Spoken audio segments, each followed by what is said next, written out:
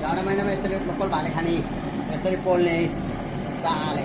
खालि अर्काको पोथी मात्रै चढ्नु जाने कि साले यसरी खाने साले ए गाइस यसरी खाने झमलम